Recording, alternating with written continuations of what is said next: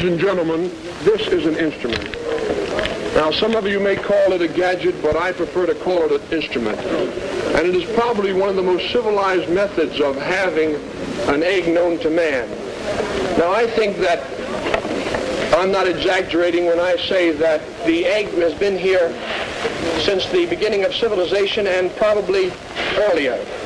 But until now, no one has taken heed to the fingertips which come in contact with the boiling hot, perfectly timed 3.5-minute egg.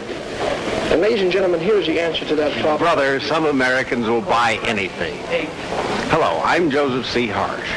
Our report today is about an upheaval that is taking place in the relationship between American business and its customers. That includes all of us. The face of American merchandising is changing. One of the most striking features of this change is a flow of retail trade to a new thing called the shopping center out along the highway. Today there are 1,000 of these shopping centers in the United States, mostly built since the war. 2,000 more are being built right now or are in the blueprint stage. New stores are opening every day and old ones are closing down. Some of the old techniques, like the pitchman you just saw here, are being blended with new techniques. Old, staid department stores are literally chasing their customers to the suburbs. We're in such a store right now. This is Hecht's department store in Washington, D.C. A lot of Hecht's customers moved north into Maryland. Hecht's opened a branch store at Silver Spring, Maryland. Other customers moved south into Virginia. Hecht's opened in Parkington, Virginia. 10 years ago, there was no such shape as this in our American countryside. In recent years, these box-like structures have become part of the semi-rural scene all over America. Today, their presence in a village or a suburb is accepted by most Americans without a thought. They're just part of the changing picture. They are the magnets that attract customers for miles around.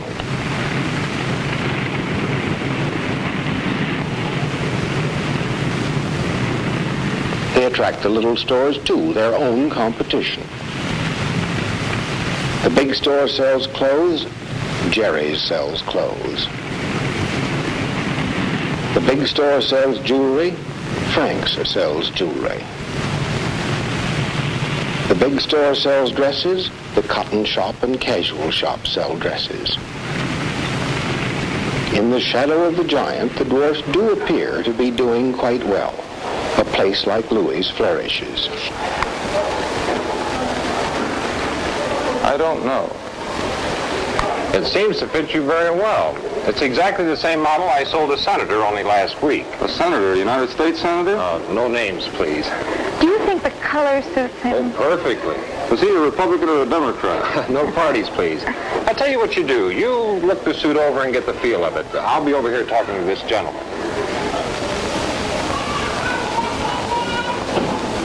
As I was saying, Mr. Harsh, our business is strictly cut rate. Cash and carry, no alterations. Low overhead and little advertising. And you get a very good suit for much less. And if you don't like it, we'll take it back.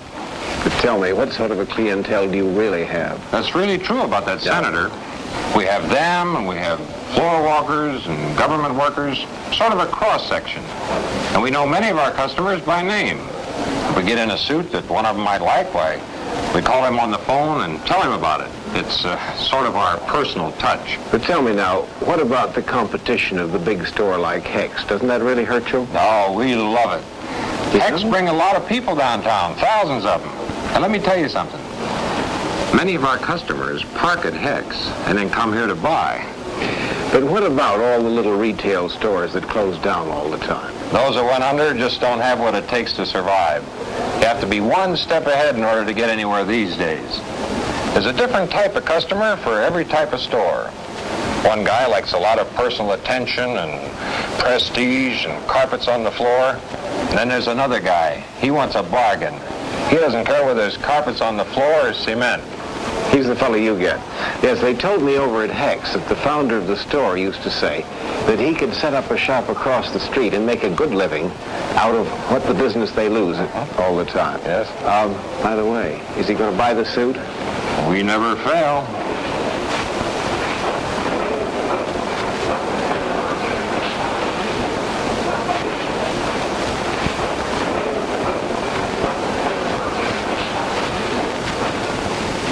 Color, fashion, style. This is a woman's world. All hers now, because now she has discarded that useless shopping appanage, her husband. May I help you, madam? No, thank you. I'm just looking.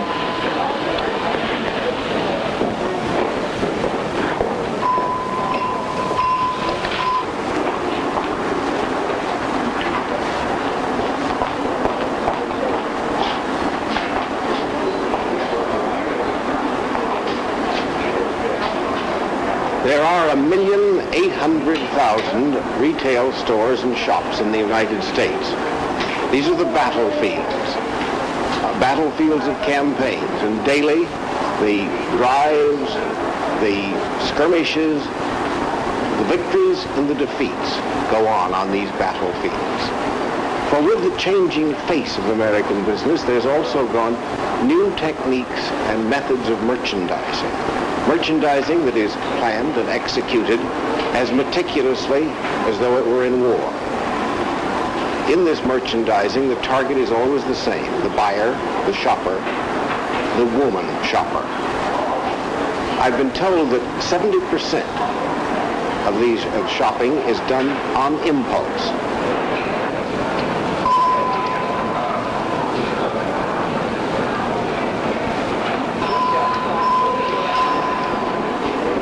Apparently she hasn't yet had the impulse to buy. Can I help you, please? No, thank you. I'm just looking. I only look on Wednesday. I shop on Saturday. That way I can plan it. You know, like soldiers do.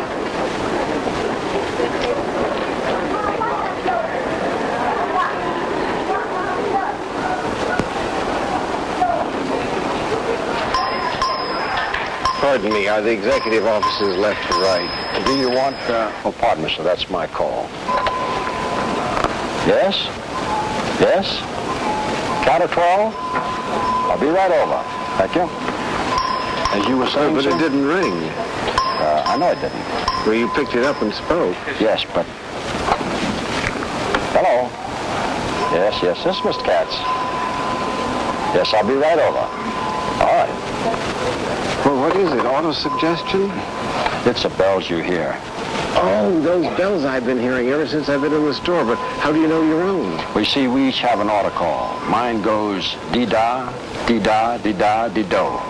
Now, the executive offices are straight ahead through the furniture on your right.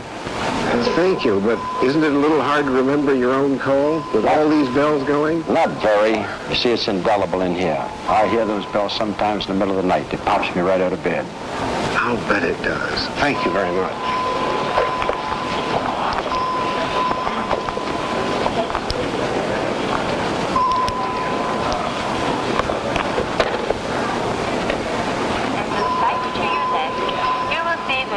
Convertible pull-out sofa bed as advertised at the lowest price for this famous Do-de-da-de-da-de-do.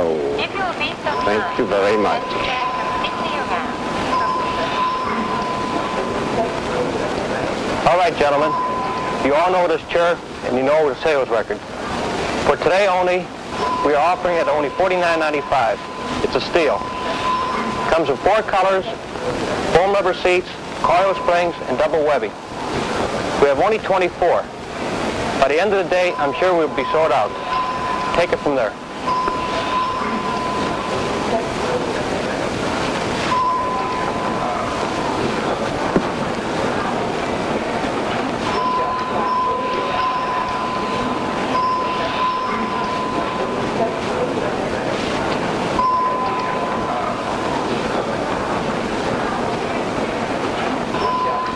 Good morning, sir.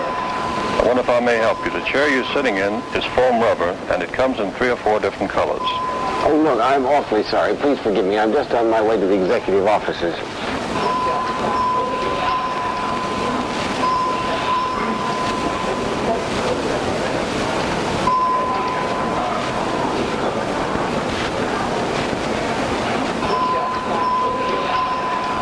The consumer is monarch of the American economy. The shopper, the woman shopper especially, is courted, wooed, and exalted.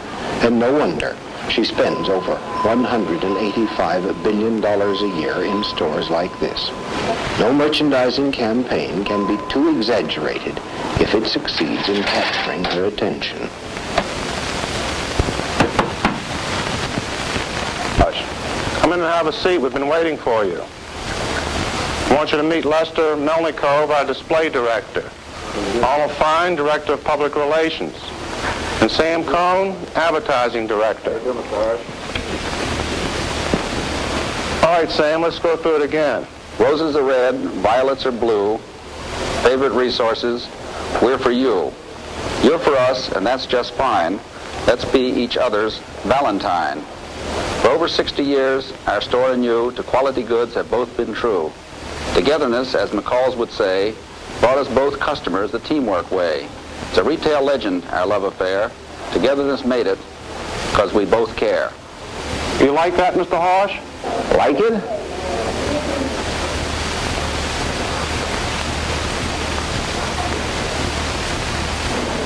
What is it? It's a Valentine that we send to our resources, our suppliers and wholesalers. Sam, why wouldn't it be a good idea to send a copy of this Valentine to our 300,000 charge accounts? And Arnold, give Mr. Harsh a copy of this Valentine. I'd like for him to take it with him. I think he'll remember this day by this Valentine. Well, go ahead, Arnold. Let us hear about the Easter campaign. We're tying in big with the silk industry, Mel. We're calling a meeting of our silk fashion board. The teenagers like silk, you know. And we've got some animated windows. We've got animals in one window, and in another we've got girls dressed up in Easter costumes. It's going to be very exciting. And then we're having a big fashion show.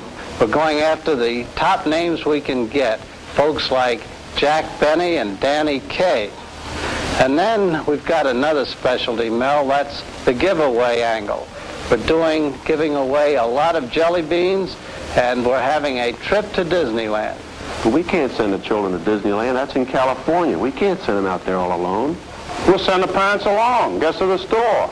Go ahead, Fine. Oh, we've got a trip to Bermuda for the grown-ups. Whoever holds the winning ticket based on a purchase of silk gets the trip. That's all right, Arnold. We'll send the children along with the parents that win the trip to Bermuda. You like that, Mr. Harsh? Sounds wonderful. Never let it be said that the Hecht Company separated a mother from its child or a child from its mother. Okay, fellas, that's it. Now let's get to work. Oh, hello, Morty. Come in. Hi, Harold. How are you? Mr. Harsh, I want you to meet Morty Janis, our divisional manager of all fashion. Very nice meeting you. Very pleased to see you.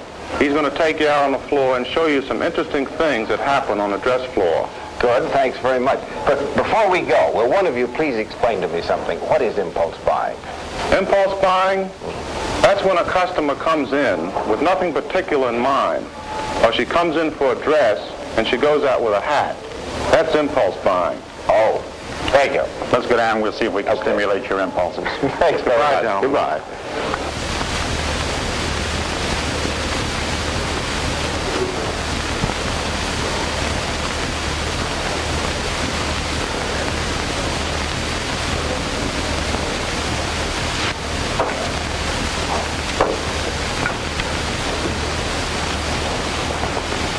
Say, Morty, do you know that woman there? Which one? The one that just walked out. I don't believe I do. Why, Joe?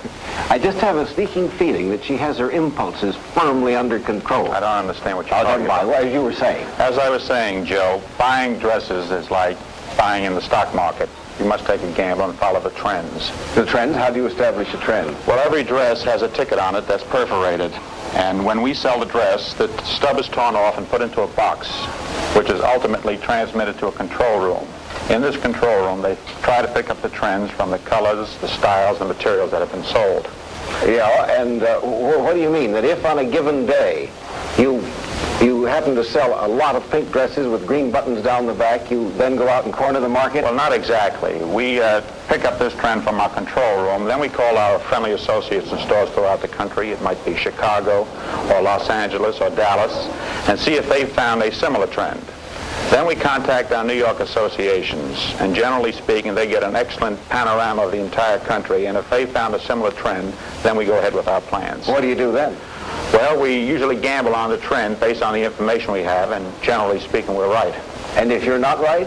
Well, if we're not right, we have a lot of pink cotton dresses with green buttons, and usually a new merchandise manager. Oh, hello, John. Do you know John Ganello of the Washington Board of Trade? How are you? I hope you gentlemen will excuse me. I'm going down and count those pink cotton dresses. Well, good luck, John. Hi. Hope you sell a lot of them today. John, I thought I was going to meet you in the snack bar. Well, I heard you were up here, so I thought I'd save you a trip downstairs. Thank you for saving the trouble. Where should we go to talk? Well, why don't we go to one of the model homes they have around here? Okay, let's see a model home. Hello.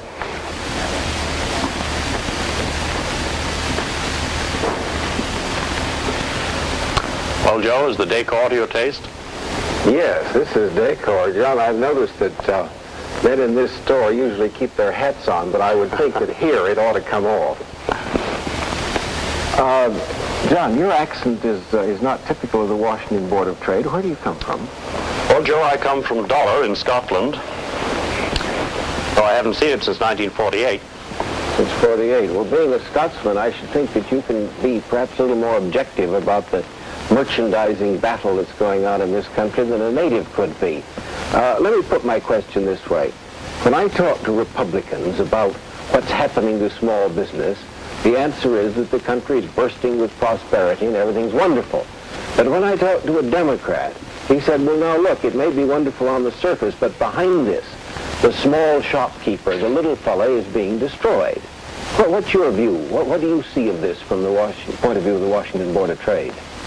Well, Joe, business is tough and competitive, and even the big stores, they're joining together, merging forces, and even the biggest of them, with all their ability to buy low and sell low, they're moving out with stores into the suburbs, and the chains are getting together as well. You know, with a big capital investment, you can drop stores down practically anywhere. And it is true that some of the small shopkeepers are going out of business. You mean forced to the wall, do you? Well, if you want to put it that way. But you can't stop trends in buying with stores any more than you can with consumer items or dresses. And the man who goes to the wall, he would probably have gone to the wall anyway, because the chances are that he was probably a bad businessman to start with. I like the old stores myself. The older the better. Well, I don't doubt that you do, but when you talk about being old, you mean old in tradition, I think, not the antiquated backward stores which give poor service or poor facilities. You know, the young generation who are coming into selling now, they've got a sort of modernity trend born into them. And that modernity is something which people like. They don't like to purchase things in old, antiquated stores any more than they like to live in old, antiquated homes. If I were going to open a store, I would open a store like that right next door to this one. And there's something else. I'm quite sure that there isn't a bank that would hesitate for 1 minute in lending money to a store of that kind. Good, hard cash. Why do you think some responsible politicians and economists disagree with you? Well, I'm not too sure that you're talking about the small shopkeeper in the terms in which we have been using that. I think perhaps if you go a step higher up, let's go to the giant manufacturer against the smaller manufacturer. And, you know, do you think that this store we're in, for instance, is king of all it surveys? Well, I'd say he's a prince anyway, or a baron at least. Do you know what their biggest threat is? It's price. And mostly price on large and small manufactured machine items. And the biggest threat of all, of course, is the discount houses. These discount houses are springing up all over the place. For instance, have you been to George's? No, I haven't. I think for the sake of your report, Joe, you should take a wander over to George's. It'll open your eyes. George's would open anyone's eyes. It's not a store, it's a warehouse, filled from top to bottom with crates of merchandise. Some of the crates have been opened so that the customers can inspect what they have come to purchase. Here, impulse buying is less important. Most shoppers have come to buy a definite piece of machine-manufactured goods. Even between discount houses, the merchandising war goes on relentlessly. Prices fluctuate before the consumer's eyes. A young couple, let's say, wish to purchase an automatic washing machine. This is a hard good. The choice is between different manufacturers. There may be as many as 20 or 30 manufacturers competing on this one item, and most of them in this one warehouse. The choice is the consumer's. He is in the driver's seat. Top quality and bottom price must go hand in hand. Advertising has long since laid bare the entire process of quality manufacturing, and the American consumer is extremely knowledgeable in this field. He knows what he wants, and he knows that his economy is geared to supply him with it. Woe is the lot of those who attempt to trick him or to fool him. There are over 10,000 discount houses in the United States now, and more coming every day. Many of them work from the manufacturer's actual list price. The list says that an automatic washing machine is made to sell to the wholesaler for, say, $200. And the discount house sells it to you for $210. The $10 is their 5% margin of profit. And some of them even include delivery. George's does not deliver except for an additional fee. Now you've seen it, Joe, and you see what I mean. The people who sell on price alone, the price alone boys. You know, there are millions of people, millions and millions of them, who do buy on price alone. A man wants to buy an air conditioner, a refrigerator, or a lawnmower. And the department stores, they can sometimes meet these price alone boys on price, but they've got to go a little further. They've got to give them service so that they can meet the price cut boys. Give them all kinds of advantages. They let them drive their cars more or less up the side of the building. They let them drive them almost up to the counter and let them right up to the floor they want to shop on. Besides the things that the department stores do for the convenience of their customers, everything from total air conditioning to remembering their birthdays, they stand the price alone boys off best with one of the oldest things in the trade, the charge account. But they've given it a new twist. I'll take that. Will that be charge or cash? Charge. May I have your charge plate, please?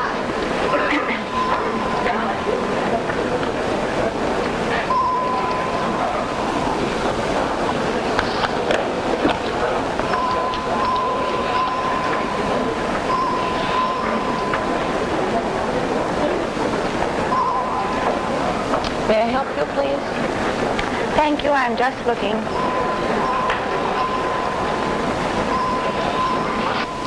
If you think the department stores have a price war with the discount boys, you ought to see what goes on in a big supermarket. There, under one roof, you have the greengrocer and the butcher and even the chemist. Supermarkets are no longer strange shopping places, not to us. They have become our neighborhood stores, and yet most of them have come into being in the past 5 years.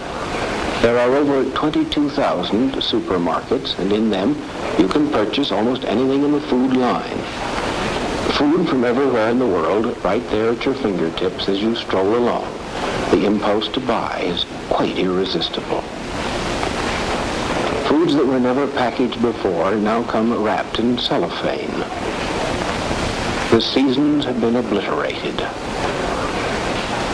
Fresh corn in December, strawberries in January.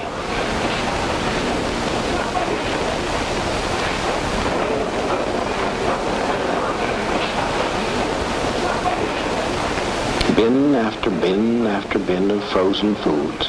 Complete turkey dinners, quick frozen, shrimps, oysters, lobster bisque, a gourmet's paradise. Behind the scenes, the walls of the modern supermarket, another new merchandising approach, packaged meat cuts. Chops, steaks, roasts, cutlets, pork, veal, beef, cut into cooking portions and presented for the customer's pleasure. Machines do most of the work, and the packaging is deft and quick. Many supermarkets package entire hindquarters of beef for the home freezers at quite a saving to the customer.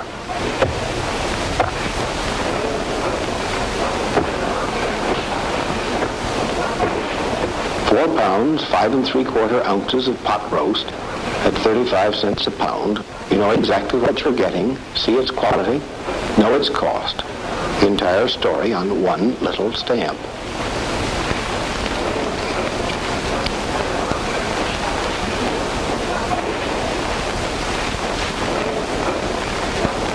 Husband and wife shopping, family shopping, has become a new American custom. The male impulses work furiously when confronted by all that food and drink. Joe, I'm afraid I have to go. All right. Thank you, John. You've been very helpful. I appreciate it. Oh, you're very welcome. Like to have been with you. I've enjoyed this conversation. Thank you. Good luck to you. Goodbye. Bye. Goodbye, bedroom. I became rather used to you. You know, the whole concept of department stores may soon be threatened by television. What I mean by that is this. With color television coming in stronger and stronger, it may very well soon make antique the shopping center altogether. Do you want to sell dresses? Show them on the screen, complete with accessories, shoes, jewelry. The customer sees everything in full color, receives all information. Luggage for a cruise or vacation, table settings in gleaming silver, or toys. What a boon for parents, uncles, and aunts at Christmas time.